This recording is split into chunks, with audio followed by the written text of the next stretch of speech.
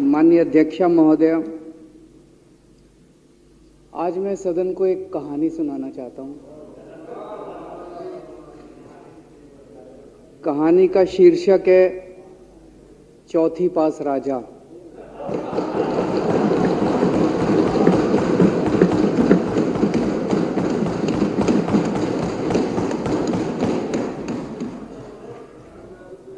आपने बचपन में राजा रानी की बहुत कहानियां सुनी होंगी। मेरी कहानी में रानी नहीं है,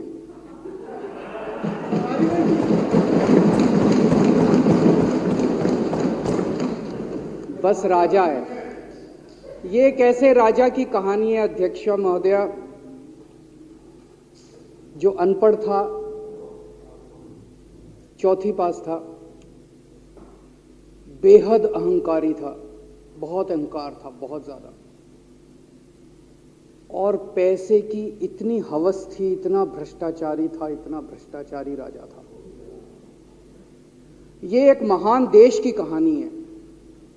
एक बहुत महान देश था, कई हजार साल पुराना देश।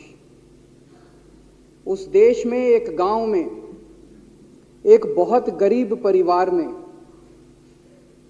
एक बच्चे का जन्म हुआ। जब बच्चे का जन्म हुआ तो ज्योतिषी ने कहा,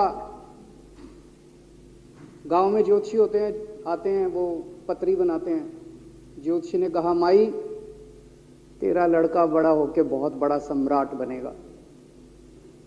माई को यकीन नहीं हुआ, मेरा इतने गरीब हूं मैं, कहां से मेरा बेटा सम्राट बनेगा। तो उसने कहा, नहीं, तेरे बेटे के ग्रह बताते हैं तेरा बेटा बहुत बड़ा सम्राट बनेगा। बेटा धीरे धीरे बड़ा होने लगा। स्कूल, गांव का ही स्कूल था, स्कूल जाता था, उसका पढ़ने वढ़ने में मन नहीं लगता था। तो चौथी के बाद उसने किसी तरह से चौथी करी, चौथी के बाद उसने स्कूल छोड़ दिया। गांव के पास एक रेलवे स्टेशन था।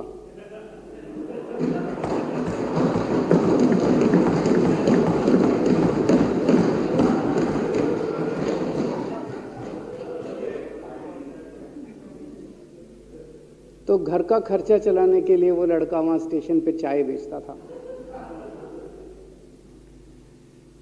लड़के को भाषण देने का बड़ा शौक था।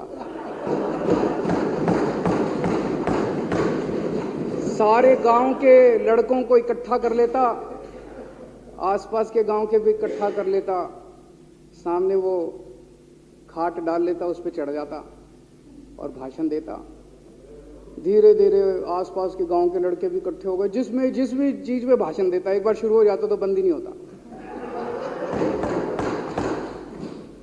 अब ज्योतिषी ने कहा था, लड़का बड़ा हुआ, बड़ा होके एक दिन उस महान देश का वो राजा बन गया। पूरे देश में उसका नाम हो गया चौथी पास राजा। लोग उसको चौथी पास राजा कहते थे। अब उसे आता जाता कुछ था नहीं, पढ़ा लिखा था नहीं। अफसर आते, कुछ अंग्रेजी में चपर चपर करते, उसको समझ नहीं आता। अफसर जो मर्जी उससे साइन करा के ले जाते, जो मर्जी उससे साइन करा के ले जाते। अब वो कुछ पूछे अफसरों से तो उसे भी शर्म आती थी कि मैं पूछूंगा तो उनको लगेगा अनपढ़ आदमी है, पता चल जाएगा। तो उसके भी दिल में ये रहता था, यार मैं पूछूं ना पूछूं। पता नहीं किस किस चीज पे उसने चौथी पास राजा ने साइन कर दिए। फिर धीरे धीरे राजा को ये बुरा लगने लगा, यार ये मेरे को चौथी पास कहते हैं। तो उसने एक फर्जी डिग्री बनवा ली। कहीं से फर्जी डिग्री बना के ले आया, एमए की। बोला मैं एमए हूं। तो लोगों को लगा, यार ये तो ठीक नहीं है, ये तो फर्जी डिग्री हम बना के ले आया हमारा राजा। तो लोगों ने आरटीआई डाली। जो आरटीआई डालता उस पर 25,000 रुपये जुर्माना।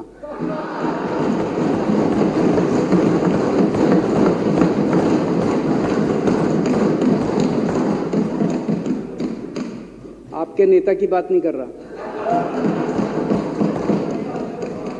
आप लोग भी हंस सकते हो।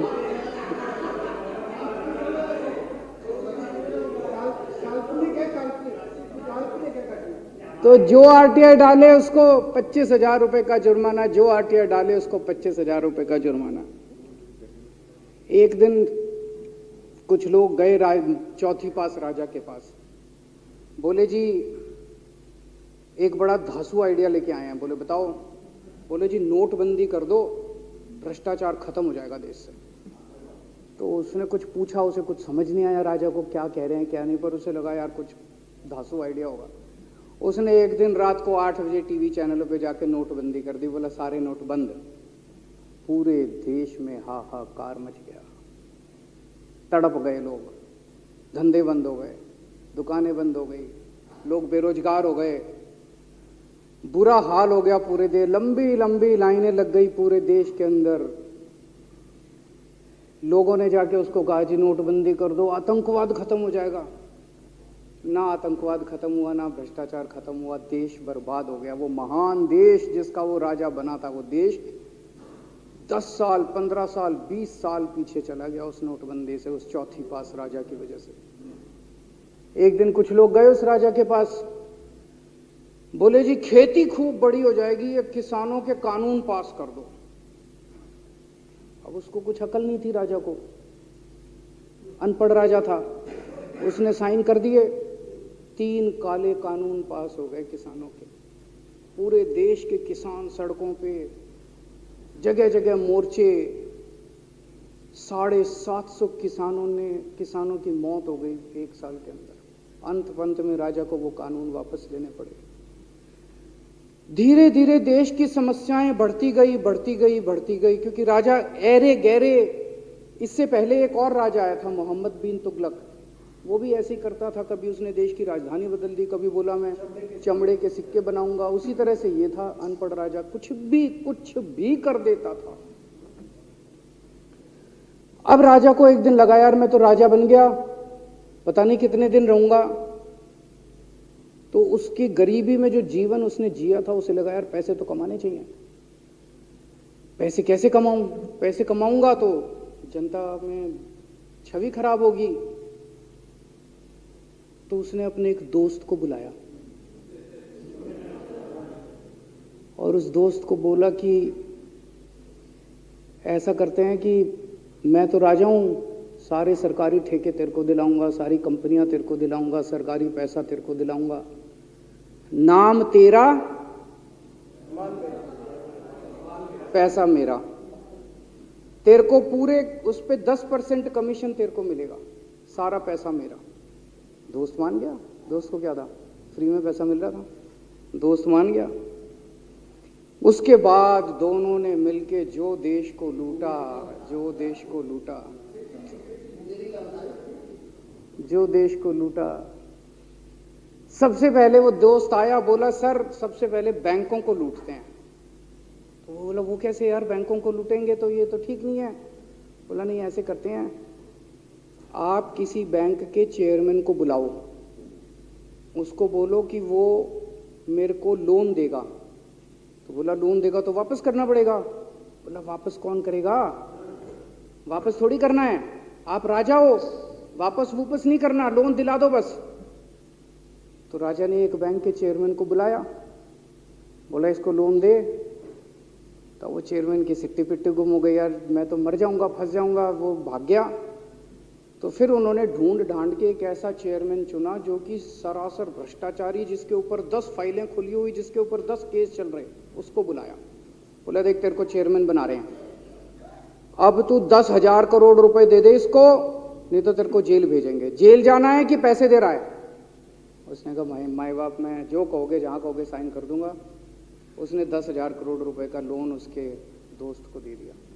ऐसे करते करते 1,00,000 2,00,000 करोड़ रुपए इन्होंने बैंकों से लूट लिए। राजा ने, चौथी पास राजा ने और उसके दोस्त ने मिलकर 2-2.5 लाख करोड़ रुपए बैंकों से लूट लिए। अब बैंकों से पैसा लूटने के बाद उन्होंने देश को खरीदना चालू किया। सबसे पहले उन्होंने देश के एयरपोर्ट खरीदे, पहले 6 एयरपोर्ट खरीदे, फिर उन्होंने बिजली कंपनियां खरीदी, फिर उन्होंने बिजली के दाम बढ़ा दिए पूरे देश के अंदर, फिर उन्होंने सी पोर्ट खरीदने चालू कर दिए, फिर उन्होंने कोयले खदानें ले ली, फिर इन्होंने पुलिस को भेज भेज के जो लोगों की कंपनियां थी, प्राइवेट लोगों की कंपनियां, यहां बंदूक रख रख के उनकी कंपनियां छीन ली राजा ने और उसके दोस्त ने। हाहाकार मच गया पूरे देश के अंदर। इतनी महंगाई हो गई, इतनी महंगाई हो गई पूरे देश में। पहले गैस 400 रुपए सिलेंडर होती थी, चौथी पास राजा के आने के बाद 1100 रुपए सिलेंडर हो गई। पहले पेट्रोल 71 रुपए होता था, 97 रुपए हो गया। पहले डीजल 57 रुपए होता था, 90 रुपए लीटर हो गया। जब पेट्रोल के दाम बढ़ गए, डीजल के दाम बढ़ गए, तो सारी चीजों के दाम बढ़ गए देश के अंदर। हाहाकार मच गया। सब चीजों पे इसने और इसके दोस्त ने कब्जा। दूध पहले 46 रुपए होता था, 66 रुपए लीटर हो गया। बच्चों को माएं दूध पिलाने लायक नहीं बची, घरों के अंदर छोटे छोटे बच्चों के दूध छीन लिए इसने राजा ने। सरसों का तेल 90 रुपए लीटर होता था, 214 रुपए हो गया। बताओ, धीरे धीरे पूरे देश में हाहाकार मच गया। लोग अब राजा के खिलाफ आवाज उठाने लगे, लोग उसके खिलाफ बोलने लगे। तो राजा ने कह दिया, जो मेरे खिलाफ बोलेगा पकड़ के जेल में डाल दो। एक के बाद एक राजा ने लोगों को पकड़ पकड़ के जेल में डालना शुरू कर दिया। किसी ने राजा का कार्टून बना लिया, उसको भी जेल में डाल दिया। किसी ने राजा का नाम गलत ले दिया, उसको भी जेल में डाल दिया। किसी टीवी चैनल वाले ने राजा के खिलाफ लिख दिया, उसको भी पकड़ के जेल में डाल दिया। किसी जज ने राजा के खिलाफ कोई ऑर्डर कर दिया, उसको भी पकड़ के जेल में डाल दिया। ना जजों को छोड़ा, ना पत्रकारों को छोड़ा, ना मीडिया को छोड़ा, ना व्यापारियों को छोड़ा, ना उद्योगपतियों को, किसी को नहीं छोड़ा। राजा ने पकड़ पकड़ के उसने चौथी पास राजा ने सबको जेल में डालना चालू कर दिया। एक महान देश कहां से कहां पहुंच गया। उसी देश के अंदर एक छोटा सा राज्य था, उस राज्य का एक मुख्यमंत्री था।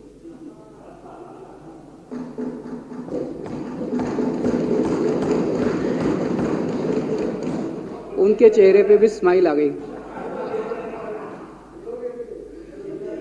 उनके चेहरे पे भी उम्मीद की किरण छा गई। वो मुख्यमंत्री अपने लोगों का खूब ख्याल रखता था। वो मुख्यमंत्री कट्टर ईमानदार था। वो मुख्यमंत्री कट्टर देशभक्त था। वो मुख्यमंत्री पढ़ा लिखा था।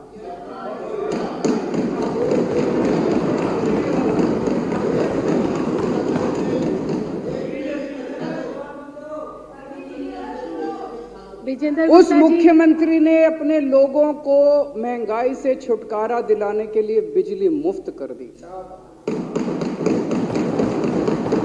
भाई साहब, उसके बाद तो चौथी पास राजा पागल हो गया। उसने बुला के जो हड़काया उस मुख्यमंत्री को कि तेरी हिम्मत कैसे हुई। उसे लगा राजा ने तो सारी बिजली कंपनियों पे कब्जा कर रखा था। उसे लगा अगर ये बिजली मुफ्त करने लग गया तो बाकी देश में तो मेरा बेड़ा गर्क, मेरी बिजली कंपनियां लुट जाएंगी, ऐसे कैसे चलेगा। उसने उसको कहा, खबरदार, तूने बिजली मुफ्त के। मुख्यमंत्री नहीं माना। धीरे धीरे उस मुख्यमंत्री ने अपने गरीबों के स्कूल ठीक करने चालू कर दिए। तो राजा ने उसको बुला के और हड़काया। राजा बोला, ये क्या कर रहा है तू, स्कूलों के में बच्चों को पढ़ाता है, तू स्कूल खोल रहा है, ये बंद कर, ये सब, ये नहीं चलेगा इस देश का। वो नहीं माना मुख्यमंत्री। फिर उसने मुख्यमंत्री ने सबके इलाज मुफ्त कर दिया, सबके लिए शानदार मोहल्ला क्लिनिक खोल दिए, इलाज मुफ्त कर दिया। राजा तो बिल्कुल ही पागल हो गया। धीरे धीरे जनता को पता चला कि राजा कैसा है। एक दिन लोगों ने उस राजा को उखाड़ के फेंक दिया।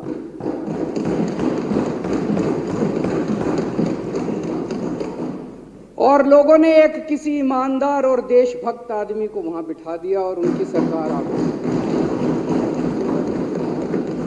और उसके बाद देश से महंगाई खत्म हुई और देश रात दूनी चौगुनी तरक्की करने लगा।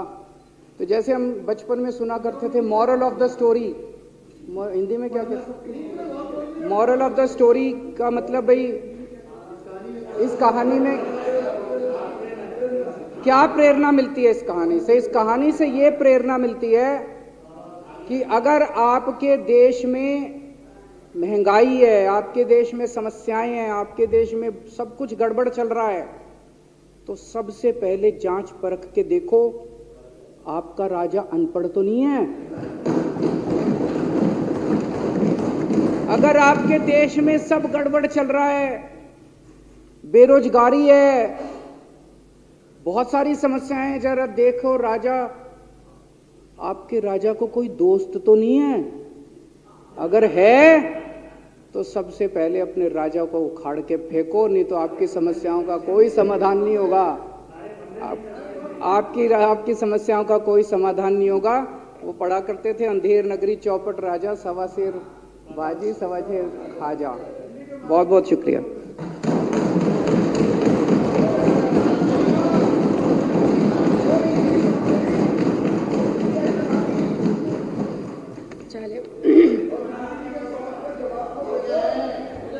संकल्प पारित करना। अब श्री दिलीप पांडे माननीय मुख्य सचेतक द्वारा प्रस्तुत संकल्प सदन के सामने है। जो इसके पक्ष में है वो हाँ कहे, जो इसके विरोध में है वो ना कहे, जो इसके विरोध में है ना है, जो इसके विरोध में नहीं है वो ना कहे। हाँ पक्ष जीता, हाँ पक्ष जीता, संकल्प स्वीकार हुआ।